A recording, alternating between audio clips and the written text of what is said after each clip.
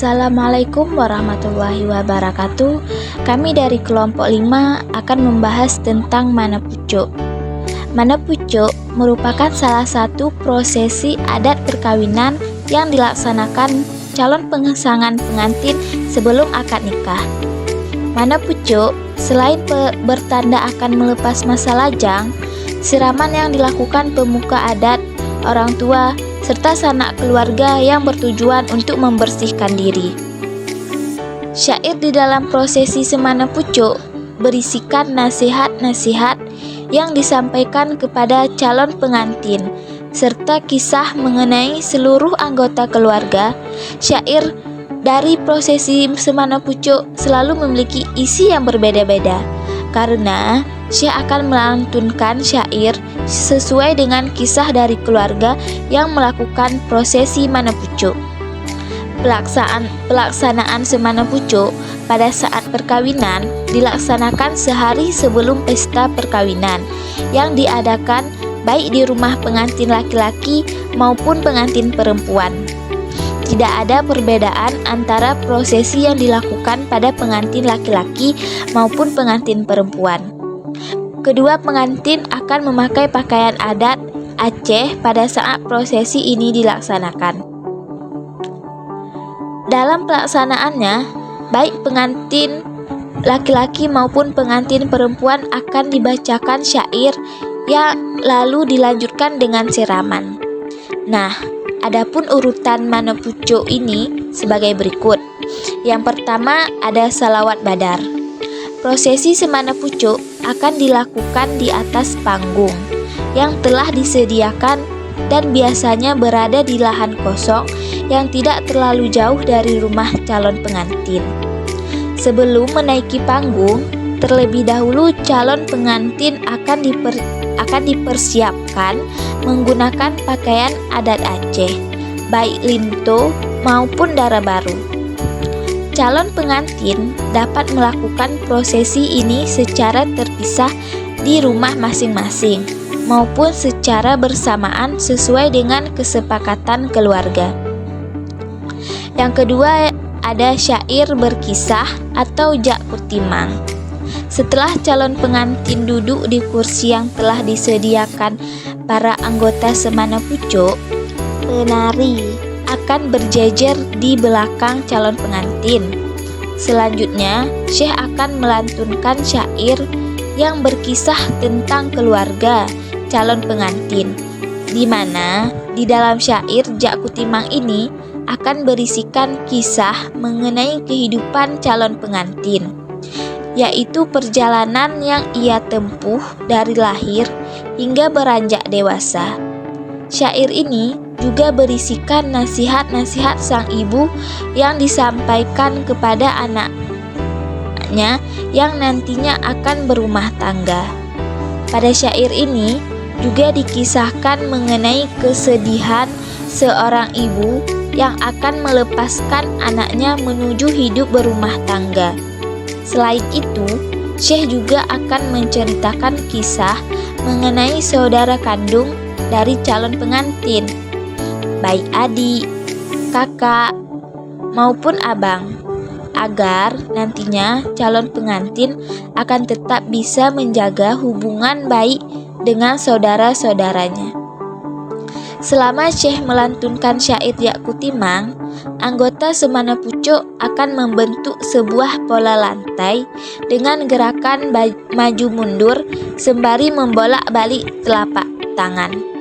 Selanjutnya, Trun Tajak Mano.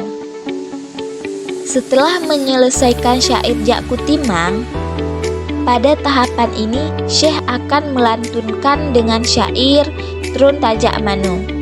Yang membedakan syair ini dengan syair sebelumnya adalah pada Trun Tajak Mano, syair yang dilantunkan oleh Syekh adalah menceritakan kisah tentang saudara calon pengantin dari pihak ayah maupun pihak ibu. Dalam syair ini, pertama-tama Syekh akan berkisah mengenai seluruh saudara sebelah ayah yang berhadir dalam acara, serta perjalanan hingga dapat hadir di acara ini. Setelah itu, Syekh akan melanjutkan ke saudara sebelah ibu, di mana yang dikisahkan juga sama seperti saudara sebelah ayah. Syair ini dilantunkan dengan harapan si calon pengantin dapat terus mengenal seluruh keluarganya dan tidak melupakan jasa-jasa dari seluruh sanak saudara. Pada tahapan ini, seluruh anggota semana pucuk akan membentuk pola lantai baru dengan mengitari calon pengantin dan melakukan gerakan menepuk kanan dan kiri. Selanjutnya ada pesiju. Pesiju di dalam prosesi semana pucuk dilakukan dengan memanggil ayah dan ibu, lalu kakek dan nenek, dan selanjutnya dari pihak keluarga ayah dan keluarga ibu, serta semua sanak saudara yang berhadir. Pada tahapan ini, semua nama yang dipanggil akan naik ke atas panggung untuk melakukan pesiju pada calon pengantin. Diawali dengan menaburkan beras padi, lalu menaburkan air tepung tawar, selanjutnya menyunting nasi ketan pada telinga sebelah kanan calon pengantin, dan diakhiri dengan salam. Selain memanggil seluruh keluarga untuk melakukan pesiju terhadap calon pengantin, Syekh juga akan melanjutkan sebuah syair. Syair yang dibawakan pada tahapan ini akan dilantunkan Syekh dengan penuh kesedihan, di mana Syekh mempersilahkan setiap keluarga naik ke panggung untuk melakukan pesiju kepada sang anak dan memaafkan seluruh dosa-dosanya. Selanjutnya ada siraman calon pengantin. Pada tahapan ini, calon pengantin akan turun dari panggung untuk mengganti pakaian dengan pakaian biasa. Sementara menunggu calon pengantin mengganti pakaian, anggota semana pucuk juga boleh melantunkan beberapa syair atau lagu sampai calon pengantin naik kembali ke atas panggung. Setelah calon pengantin kembali ke atas panggung, selanjutnya calon pengantin kembali dipersilahkan duduk di kursi yang telah disediakan dan langsung dilanjutkan dengan siraman.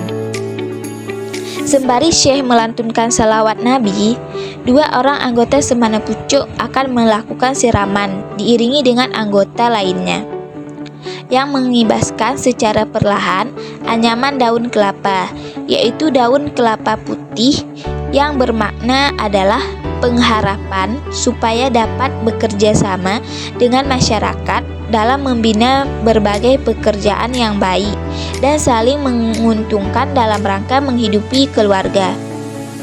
Setelah itu, ayah dan ibu akan dipersilahkan untuk melakukan siraman kepada calon pengantin, yang lalu dilanjutkan oleh beberapa anggota keluarga.